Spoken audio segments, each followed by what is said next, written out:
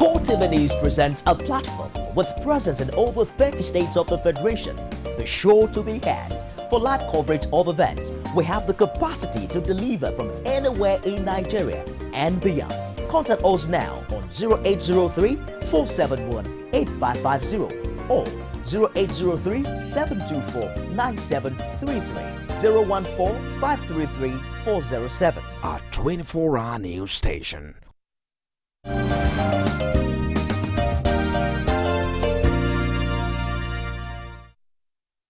In case you're just joining us, it's your news and current affairs program, Core Digest, this beautiful Tuesday morning. And we're talking about the derivation formula, the unfinished business. Of course, we got the report that says the committee, which comprises leaders of the 6 zones and 2 other members, as well as representatives of women, civil society, youth and labor movement, had recommended the increase of the derivation funds from 13% to 18%. It also recommended 5% for the development of the solid minerals and another 5% for the rehabilitation of the Northeast, North Central and Northwest zones. Representatives of the zones were Ike Kremad. Okay, let's not go to the names, but this is the issue before us this morning. How right or wrong is this resolution on the floor of the National Conference? And of course, this same issue has torn delegates apart, with some people saying, making statements that could actually sever the peace of this nation. And of course, we know how fragile the peace is as at the moment. And we have people making comments like we have Tunde Bakare saying that the implication of the recommendation of the 5% for the rehabilitation of the northern zones is that every part of the country is being encouraged to engage in insurgent activities. If Boko Haram is ravaging in the northern part of the country and we're given 5% revenue allocation for the rehabilitation of the northern parts affected, are we not looking at a situation where in the southwest some set of people just rise in a bid to get the same revenue allocation or more than? That is what this man is saying. And another person says a former acting governor of Ekiti State in the person of Tokpe Ademiluyi saying that you are increasing the South already has 13% derivation and revenue allocation, and you're talking about upward review of 5%, making it 18%. And we already have Ministry of Niger Delta. We also have the NDDC, Niger Delta Development Commission. That's, in his words, is making this part of the country over-bloated and envious in status, and we continue to have reactions and counter reactions. And of course, we still have our analyst here in the studio, Comrade Abiodun Aremu, the secretary of the Joint Action Front. Now, what we were saying before we went on break is the fact that you were supporting the 100% derivation for the South. Reacting to what Tokpe Ademiluyi is saying, and Pastor Tunde Bakare, these people have, according to their own views, more than enough for them to be asking for 100% derivation. What's your reaction to this as it concerns Bakare's comments that it is encouraging other parts of the country to go into insurgency? Yeah, you see, let me say and clarify from I never talk about supporting any percentage. I said from the point that, you see, these old things, if it is what you want to have, you get it, because the whole thing is misplaced. Which people are we talking about? You get it? Are they people different from me or you? You see, I think that, and that's why I'm trying to put it clearly, that those who are there claiming to be representing whether the South, the Southeast, the Southwest, and others are not representing anybody. Because this is a matter of interest. The poor man in the Niger Delta and the poor man in the South, in the Southeast, in the Southwest, in the Northwest, in the Northeast, and North Central are essentially united on what their interests are. So all those who are talking all these other grammars at that level, they have a clear interest. Go in the first place. Nobody elected them. what a delegate means is that you are elected, to start with. So we're questioning the stand of the National Conference itself? That we have questioned at the level of Joint Action Front to start with. And that's why these old illusions about a referendum is an illusion. The conference is bound to end the way it's ending. We have precedent to it. Because eventually we are going to have the kind of stalemate that happened in the conference of 2005-6, you see, also initiated by President Obasanjo. So the central point, you see, I keep making, is that there is a need for a developmental agenda. Once you have that, it takes out some of these elements. Let me give you an example. Even the oil in Nigeria is not controlled by the Nigerian ruling class. It's controlled by the international capital. That's also one aspect people don't understand. Because today, each time people are talking about the oil windfall and everything and co, the oil windfall was courtesy of Hugo Chavez.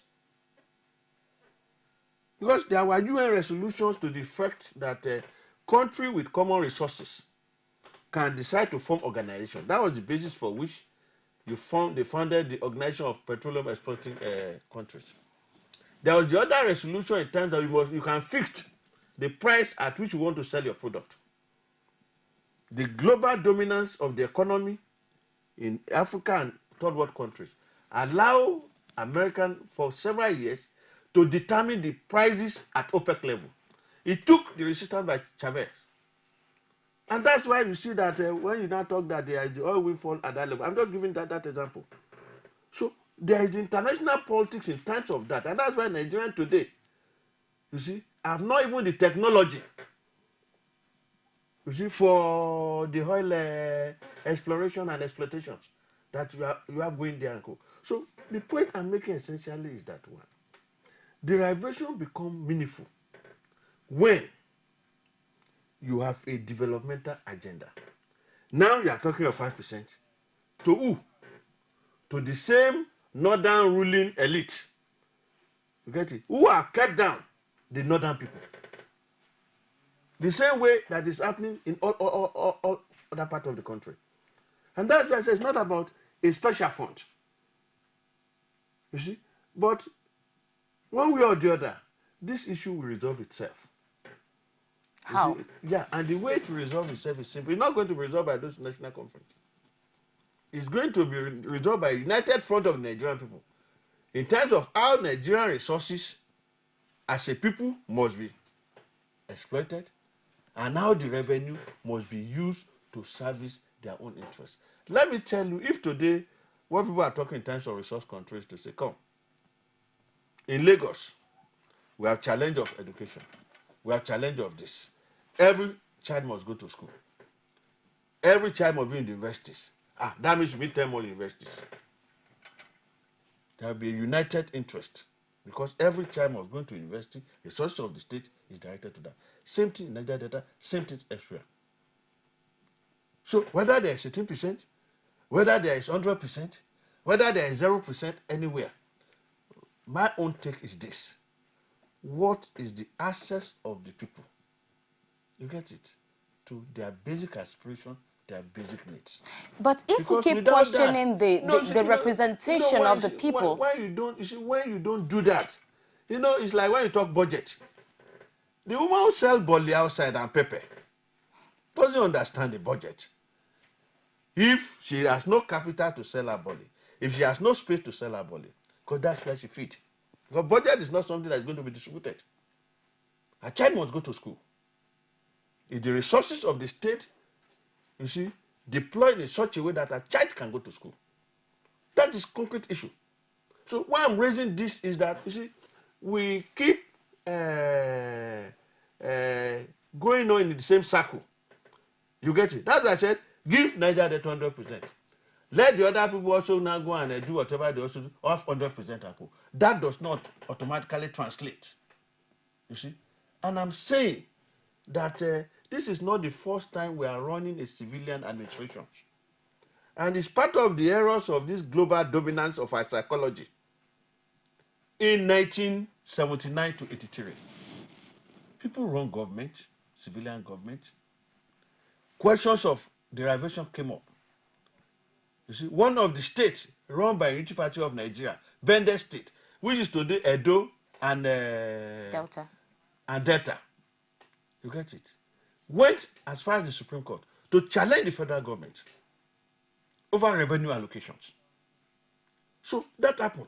So when I say, you see, this people, see, there is a way in which some of these arguments tend to divide us.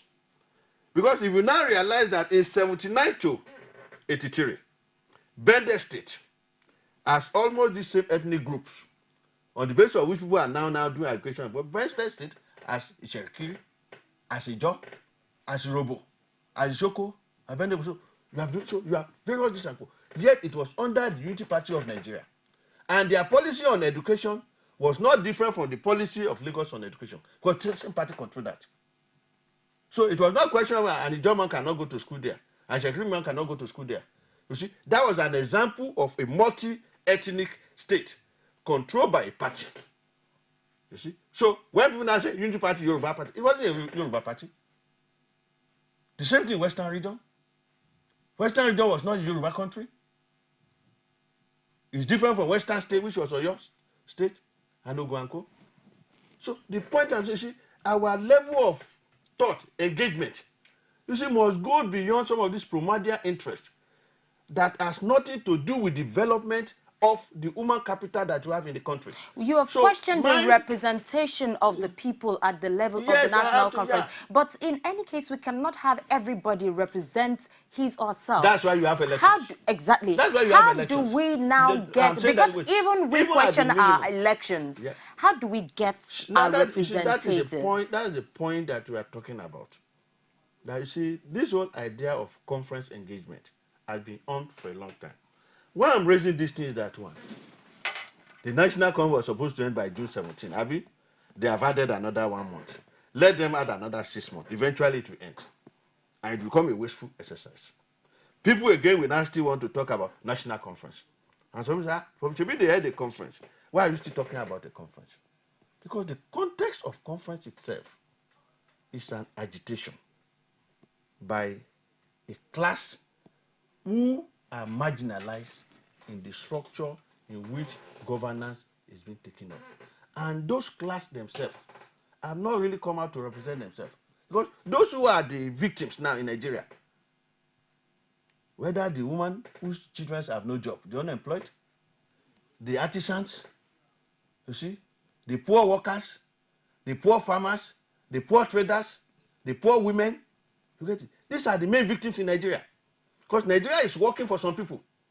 That's the real thing about it and co. Because so when you talk of even this money, allocations and co, in what way is those allocations going to, when you are talking about power devolutions, people think power devolution is just that a state controls this. It's people that are in the state. Let me cut you a little. We have Abubakar Usual from Abuja saying unless the northern delegates get their pound of flesh, there will be no increase in the revenue for oil-producing states. This is why discerning minds kicked against the federal government's proposal of 2/3 delegates voting yes for approval issues. That's a comment from Abubakar. Your opinion on that? The northern, who are they representing? Only two people have actually represented the northern people. The late Ahmadu Bello and Aminu Kano. We talk about Talakawas, the ordinary people. You get it? The Ahmadu Bello, from the record, just like we have in Western Nigerian Development Corporation, there was the Northern Nigerian Development Corporations. They set up textile factories. They set up a lot of things to take care of the interests of the people. That is the point that we're talking about. You see, people just talk the north. You need to go to the north. They are not representing anybody in the north except their interest because they keep the people down. You see, the point essentially I'm saying is that the northern people need to rise against those who are representing them. But you know, someone like Babangida Aliyu in 2012 did not agree with this point of view because it was questioning why the South will have 24 billion naira a month of fiscal allotment, and the northern parts will have all 4 the billion. allocations. Can't you say the lopsided? That is what I'm saying, that we must not allow ourselves to be divided by WAP mentality. Babangida knew that he's talking now. What has he done with the allocations given to him in that state? That's the issue. All those who have taken allocations. So I'm talking from that national collective interest of the Nigerian people. There is a need by the people in every region to rise against those who claim they are representing them. They are not representing them. That's the central point that I'm making. That the fight in Nigeria, the conference we need in Nigeria, is the conference of those who are the victims of the system. But these people are from among us. They are not aliens, are they? I will tell you why it will happen. Why it must happen is this, and that's why when they say people take their destiny into their own hands, is that if they say there's a referendum, let everybody come back to their place. I say, come. Who sent you there? Who are you representing there?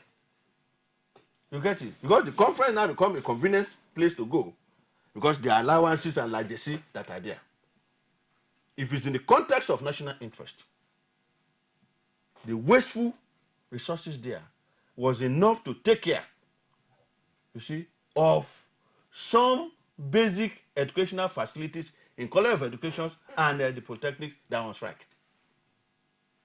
These are the issues. That's why people talk of national interest, you people's interest. That's the point that I'm making. You see, the issue is not about talk. When you talk, national conference is not about talk. That you want to talk. All those who are talking there, they understand it.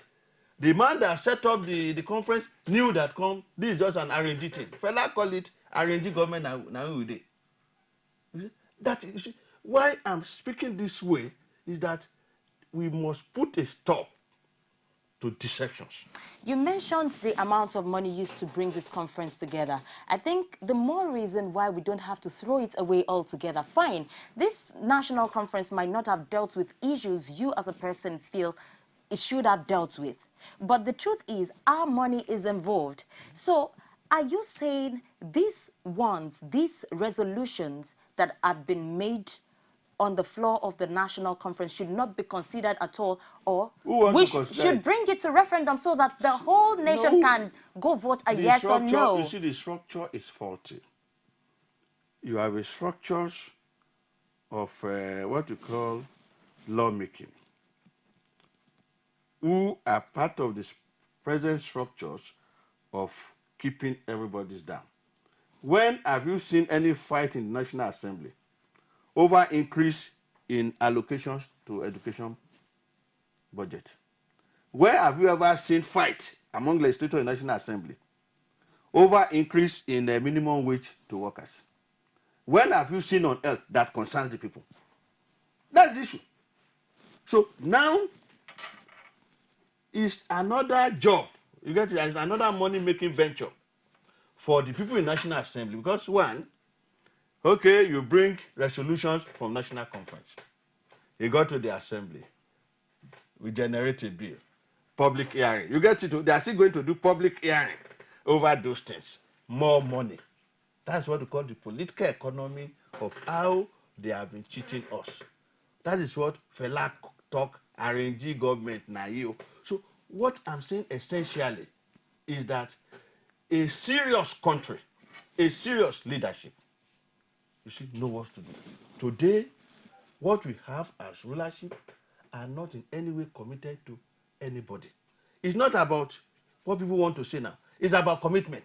The problem in Nigeria is not about constitution. Let's take this one from Alex Lester, as commenting from Lagos. The National Conference has no legal backing to implement the oil derivation change. Otherwise, the Constitution would have said so. We have a rule of law, and the laws and the Nigerian Constitution are the pillars we stand on. I see this National Conference as a sideshow and a distraction. That's just the point. You see, you don't embark on a futile exercise. And there is one good thing about this conference. Let me tell you, the only good thing is that one, there is a conference that is holding. And for people, don't ever be deceived again. You get it? That's when it becomes good. That, hey, so this thing is to deceive us. You see, somebody should not be beaten twice. Everybody now felt the president meant well, this and that. And they know from the beginning. Those who are there also knew. You get it? If many of those who are there will be honest with you, there are those who have engaged there. They say, we are just there. You are just there and you are collecting money. You get it? Yet, there are no drugs in most hospitals at state level. So that's the point I'm saying, that there are people that if they say want to go to referendum, the people in every state should stone them. Please No, be no, careful about your comments. no, Do I'm not just, incite people. okay, Yeah. so what I'm just saying is that, you see, our problem, you see, there are some things we run away from. Is that the problem you have in our country today is at the stage, whether you like it or not, you have to go through it. It's not a constitutional problem. Really? Yes, But some have it's called for constitutional no, review. Wait, I'm just telling you, see, this problem is not a constitutional problem. When any society, any space, get into the kind of problem we have, you sort it out politically. It leads to fight, it can lead to civil war, it can lead to anything and go. Then you come out of it stronger.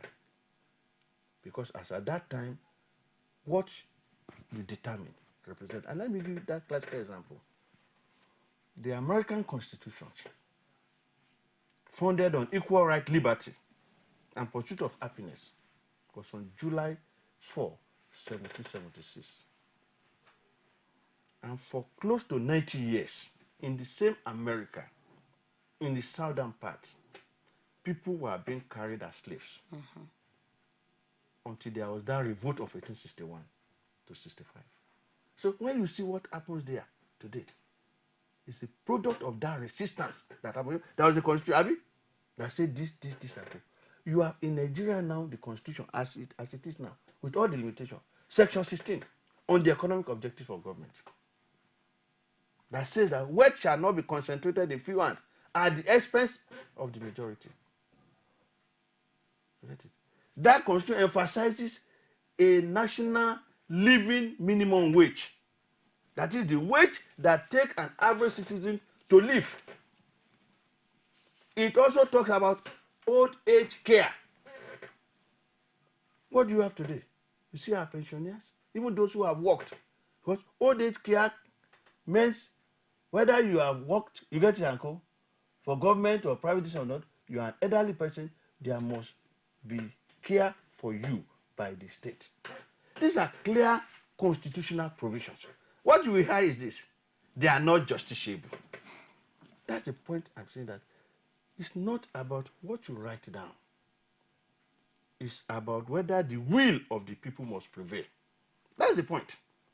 So when you say you are going to any democracy and the will has not prevailed, you get it? The people have a right to do that. You see, and the Americans, what Nigerians have this American mentality. And why I keep quoting from that is to expose, you see, that express theoretical writing as legal document will not put food on your table. What put food on your table is this and this and. How you employ it is a different question entirely. And that's why the American Constitution said that whenever any form of government become destructive of this end, that's the end of the right to life, liberty, and pursuit of happiness. It is the right of the people to alter or abolish that government. That was the emphasis. It's there in the American Constitution today. It didn't say go to the American National Assembly. We have this one from Benny Parker from Jos. The derivation formula is due for review every 5 years and has not been done for the past 10 years. The oil production is now about 60 to 70% offshore, and offshore does not belong to Niger Delta alone, but the whole nation. The 13% for the Niger Delta was not made for the state's governments, but for the communities. Of course, you mentioned that earlier, how you questioned how the monies allotted to these people trickle down to the ordinary man in the community. Now, talking about what you were saying about people making a choice. 2015 general elections are fast approaching. What do you see coming in the forthcoming election as the people? Yes. It's about anarchy. It's sad. You guys see, that's why I said there are a lot of things that are tied up. You see, and my appeal more is to the people not to get deceived. So the people. So how do people make their choice? No, yeah, I say how people make. It's not. That's why I say it's not about election. You see, the first thing we are in today, Bob Marley sang about it. Actually, it was also one of the rhythm in the struggle towards independence in Nigeria, provided by Zik, that emancipate yourself from mental slavery. Fela capture it well. You get it? This follow must stop. Open your eye here. You get mouth and everything. That is the stage we are now. Because elections have become a ritual. And it's ritual in the sense that, one, if I can loot state resources, I have power to be there. And that's what informs somebody whether be a godfather. Election is not about whether you have the credibility, you have the potentials to be there. Because it's now the amount of money that you have. Even for you to contact, you see, in political parties, that's okay, you put billions of naira down. So even if we are our best, but because we cannot raise that money for you to even obtain form and become an aspirant, you cannot move. So within that space, you say the electoral space itself is not conducive. Election goes beyond freely going to express your right to vote. Because to vote for who? So if you have two bad candidates, then you just now say you have a choice. You don't have a choice. Because the environment has made it impossible for you to have a choice. You see, and that's why I said that what we have today is that first, we must have a clear mental picture of the society that we want. And that's why some of us are directing our energy to the people. Because, you see, now you demobilize the people. You divide the people. And South-South, South-West, this and that, the ordinary poor man, and this and start fighting themselves. Let me tell you why the poor man, whether in Sokoto, Niger Delta here, should not fight themselves and go. Has anybody ever gone to any bank in Nigeria and fill a form, I'm Yoruba and Hausa, to deposit money or to collect money? It's not an issue. Or fill a form, you are Christian, you are Muslim, in any bank. Or you have gone, has anybody ever gone to any market and said, because I'm Hausa or I'm Jonathan now, go to any market and say, even in Jonathan's village, and say, since Jonathan is the president of Nigeria, the woman selling Gary, oh yeah, I carry Gary in the name of Jonathan. She will ask you for the money. That's economy. Economy level everybody. If you don't have money, you can't be here. So if there are things society should provide for ordinary citizens, it doesn't have. It's already discriminated about that structure of governance. That is the kind of mental orientation an average Nigerian should have now. We are not talking of now, today. You have children now who are going to SS3. What is the future of those children? A developmental agenda will state that we have 1 million children SS3. In 5 years' time, 6 years, 7 years maximum, they are graduate outside. What is the facilities that will accommodate those 1 million children in the universities, polytechnics? You get it? Those are developmental agendas. It means that either we build more universities, more polytechnic, more college of educations, put more facilities in those places and go. And as they are going out, they are going to the productive sector. That's a developmental agenda. So it's not things left to chance. That's the issue that I'm talking about. So it's not just percentage for what? What is the quantum of that percentage? We have Brian Inaji from Ondo. The governors from the north should know that the Niger Delta region feeds the nation and sustain the so-called politicians. If there is no oil money to steal, what will they do? Instead of the northern leaders to worry about the insecurities in the north that is keeping investors away. Okay, we're directing our focus to what will make Nigeria a better place to be. And talking about, some have questioned the bringing together of the North and Southern protectorates in the first place, according to the Berlin conference that brought Nigeria together to where it is presently. Some felt maybe some of the policies and decisions reached at that point were not good enough for Nigeria, and they felt probably there should have been a review of that conference after Nigeria gained independence. What is your own view about this? No, let me give this thing a first. You see, state boundaries are created out of struggle for power. When they had the Berlin conference, nobody from any part of Africa was represented.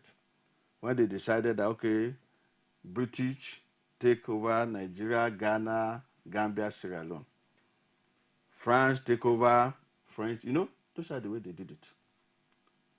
when they were uniting, when they say, okay, when they created Northern Protectorate, Southern Protectorate, it was not the Nigerian people that created it. It was the same British economic interest. You see, these are history that they teach our people to understand. When they created Lagos Colony, when they created the Calabar Colony, you know, Calabar was the capital of Nigeria, first capital of Nigeria. They created all these places as economic unit for exploitations. So the amalgamation of whether the North economic unit of Britain and the Southern economic unit of Britain was not about Nigeria as a people. It was about, it is cheaper now in running our administration, instead of spending twice, Abi, to bring these various economic territories together as one. That is what they try to do. Should it have been reviewed after Nigeria gained independence? No, it's our struggle. You see, that is why our independence was not rich enough. You get it? You see, countries where the independence is rich enough, immediately after independence, you take the challenge of independence. Because you see, you are in an interdependent world. Go and find out this thing. A lot of people don't understand that this kind of thing ever happened even in Africa. Today, when you move from Aflao is the border between Togo and Ghana. 16 kilometers from Aflao into Ghana territory, 16 square kilometers into that place. The people who are there were formerly part of Togo. You get it? So it took the statesmanship and leadership of Kwame Nkrumah, greatest African leader. You get it? And he then Togolese president said, come, we're brothers. Where will these people want to stay? They said, the people said, this is where we want to stay. And that things have never raised any ethnic or border conflict since then. And they are there. That's the point. You see? Why are Nigerians in US, in Britain, in Please other parts hold of the that world? thought. You continue. We have Chidi Andrew from Abia. The 13% derivation currently given to them has not been utilized properly. I think this motion of further increasing derivation fund is enough to split the country. Nigerians are Nigerians. If it were other advanced country where equity prevail, all of us own the oil well, since we are one country. Yeah, you see, the essential point I'm making is that if there is a developmental agenda, it determines whether Nigeria wants to stay as a united country or those. Because one, you see, the right to self-determination is not questionable. That is, if you feel you want to stay even as your house, you get it, there is implication. It's either you fight your way, you succeed in doing that. You see, so for me, that's not my problem. But I'm looking at what can we do, you see, to save humanity in this part of the world. You know, there was a divided Germany. You know, one of the lessons in World Cup was that for the first time, you get it, a united Germany won the World Cup. That was their strong message. So it is better to stay as one Nigeria. No, because on the account of the imperialist war, which they call the World War of 1939 to 45, the victorious power divided the people of Germany into two: Eastern Germany, Western Germany. By 1990, Germany got united. You get it? You see, from their own internal process.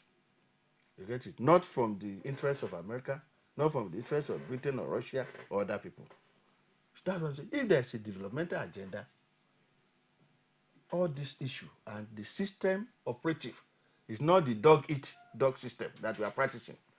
It's the interest of everybody. The unity of the country will be easily determined at that point.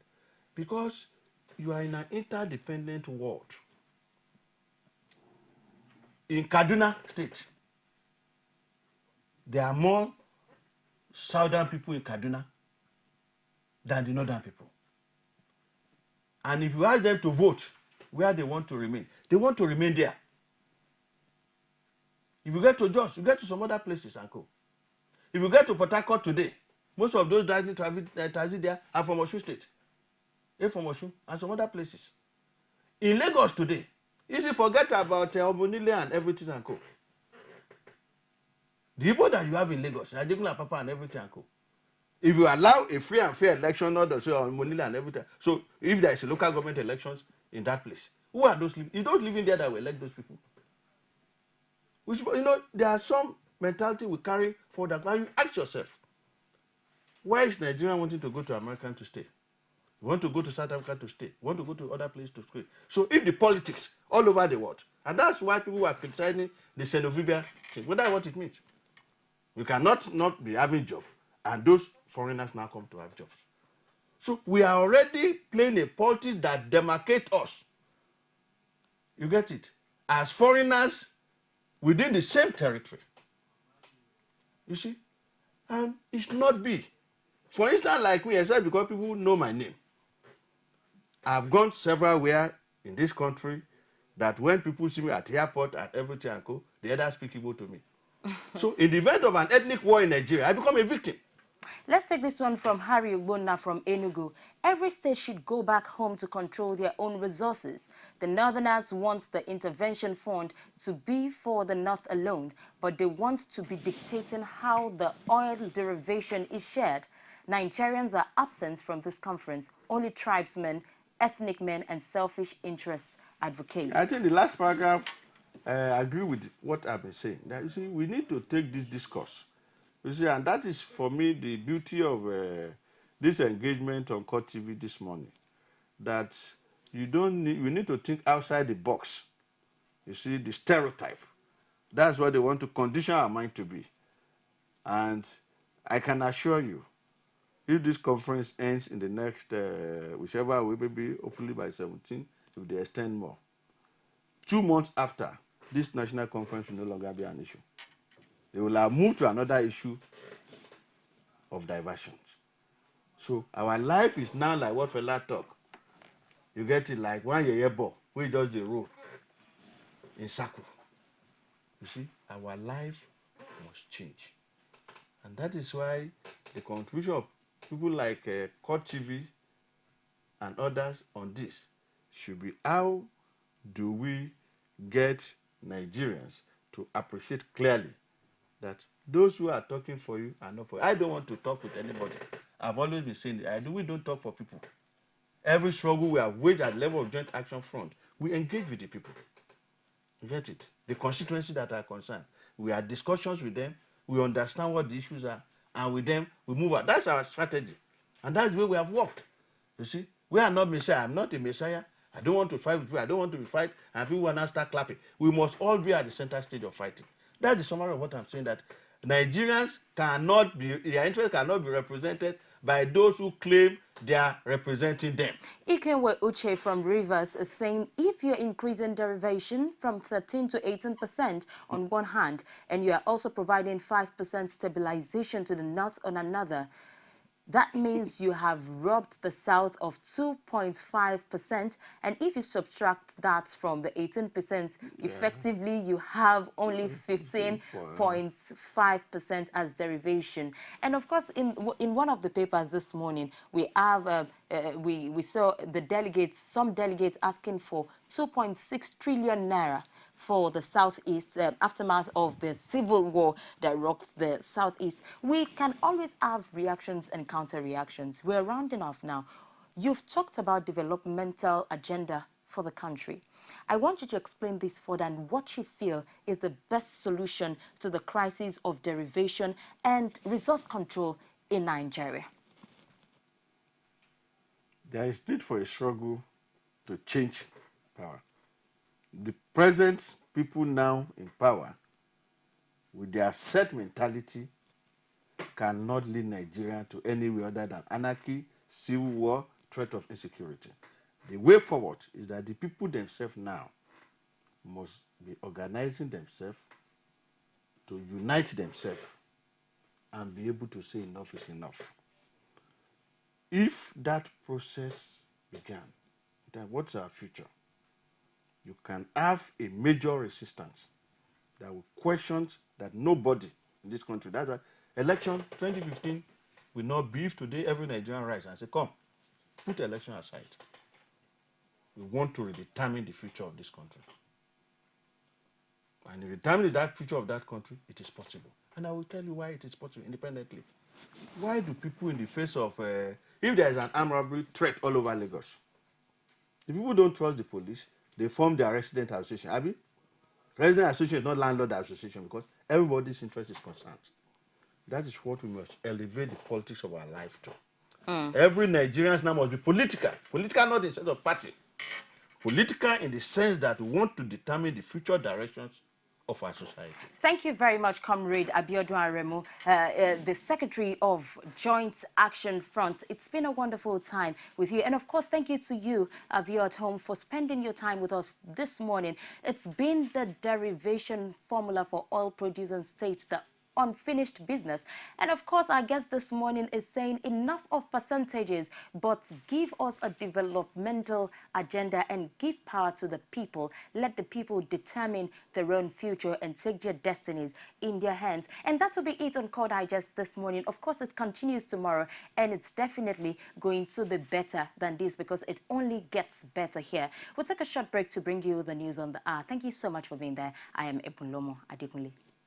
You can now watch Core TV News live from anywhere in the world on our website www.coretvnews.com. Click on Live TV on our website and watch us live. And welcome to Core TV Primetime News. To follow us on Twitter, click on Twitter icon on our website.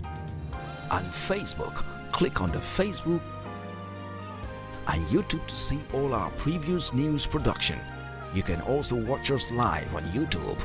Click Core TV, leave a space, then news. Core TV News, a 24-hour news station.